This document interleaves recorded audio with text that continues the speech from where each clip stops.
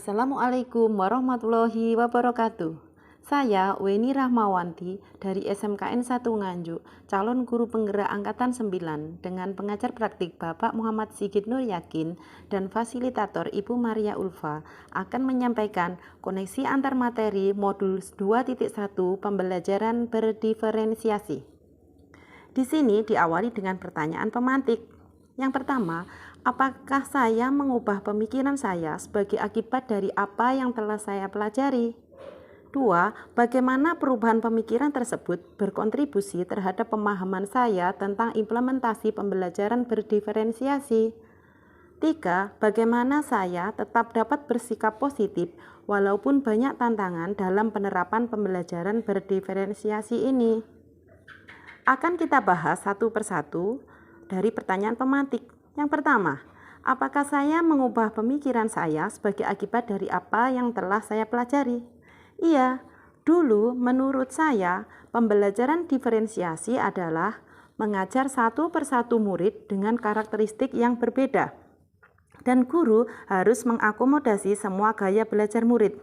Ternyata itu keliru. Yang benar dengan pembelajaran berdiferensiasi atau PB adalah usaha guru dalam menyesuaikan pembelajaran di kelas untuk memenuhi kebutuhan belajar individu murid. Berkaitan dengan kebutuhan murid, guru harus memahami 3 aspek, yaitu 1. Kesiapan belajar murid atau readiness. Guru menilai pengetahuan awal dan menentukan yang murid telah ketahui dan di mana murid berada. Yang kedua, minat. Minat anak pasti berbeda-beda. Minat adalah salah satu motivator penting bagi murid untuk terlibat aktif dalam proses pembelajaran. Yang ketiga, profil belajar meliputi lingkungan, budaya, gaya belajar, dan kecerdasan majemuk. Pertanyaan pemantik kedua, bagaimana perubahan pemikiran tersebut berkontribusi terhadap pemahaman saya tentang implementasi pembelajaran berdiferensiasi? Kita harus menyadari bahwa ada banyak pendekatan belajar. Guru perlu mengajar dengan menggunakan berbagai strategi dan pendekatan pembelajaran. Yang pasti, pertimbangan utamanya haruslah tentang sejauh mana diferensiasi yang kita pilih tersebut dapat memenuhi kebutuhan murid dalam mencapai tujuan pembelajaran. Atau, agar dapat melakukan pembelajaran diferensiasi, guru harus 1. Memahami tujuan pembelajaran, 2. Mengetahui dan merespon kebutuhan murid, 3. Melakukan manajemen kelas yang efektif, 4. Menciptakan lingkungan belajar yang mengundang murid untuk belajar, dan yang terakhir, melakukan penilaian berkelanjutan. Kebutuhan belajar murid dapat diidentifikasi berdasarkan cara berikut ini, yakni mengamati perilaku murid-murid, berbicara dengan guru murid sebelumnya, mengidentifikasi pengetahuan awal, membaca rapot murid di kelas sebelumnya, melakukan refleksi terhadap praktik pengajaran, menggunakan berbagai penilaian formatif dan diagnostik. Strategi untuk mendiferensiasi pembelajaran yakni diferensiasi konten, diferensiasi proses, dan diferensiasi produk. Kita bahas yang pertama, diferensiasi konten, yakni berkaitan dengan apa yang kita ajarkan, seperti materi, konsep, atau keterampilan yang perlu dipelajari berdasarkan kurikulum. Yang kedua, diferensiasi proses, yakni kegiatan yang memungkinkan murid berlatih dan memahami atau memaknai konten dengan cara membedakan proses yang harus dijalani oleh murid.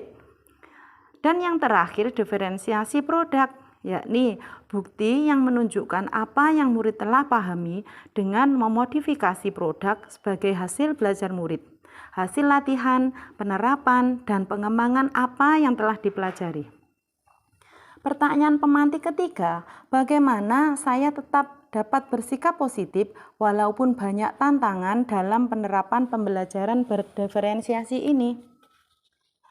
Tantangan dalam penerapan budaya positif, misalnya kurangnya dukungan dari warga sekolah, tidak adanya kebijakan, program, atau strategi. Semuanya saya hadapi dengan mengaitkan antara modul pelatihan guru penggerak, yakni pembelajaran berdiferensiasi, dengan modul-modul yang sebelumnya atau modul yang lain. Koneksi modul 1.1 dengan modul 2.1 bahwa untuk dapat melakukan pembelajaran berdiferensiasi, maka guru harus berusaha memenuhi kebutuhan belajar murid sesuai dengan kodrat alam dan kodrat zaman berdasarkan filosof Ki Hajar Dewantara. Koneksi modul 1.2 dengan modul 2.1 bahwa dalam melakukan pembelajaran berdiferensiasi, saya sebagai seorang guru penggerak harus berpihak pada murid, reflektif, mandiri, kolaboratif, dan inovatif untuk menciptakan pembelajaran berdiferensiasi agar dapat mewujudkan kepemimpinan murid dengan menuntun murid merdeka belajar. Hal ini sesuai dengan nilai dan peran guru penggerak. Absen 9, mana absen 9 ya? Silakan disimpulkan dari praktek tadi. Dari kesimpulan tersebut, yang es batu itu lebih lama daripada yang api. Iya, yang membukanya es batu lebih lama. Karena pengaruh udara yang atau suhu yang rendah. Ya, berikutnya nanti dibaca, dilanjutkan untuk membaca bukunya yang bab ini ya, tentang adaptasi. Ya, sudah pembelajaran saya sampai di sini. Silakan kembali ke kelas, dikondisikan. Assalamualaikum warahmatullahi wabarakatuh. Koneksi modul 1.3 dengan 2.1 adalah pembelajaran berdiferensiasi dapat menjadi salah satu strategi untuk mewujudkan visi guru penggerak yang berpihak pada murid.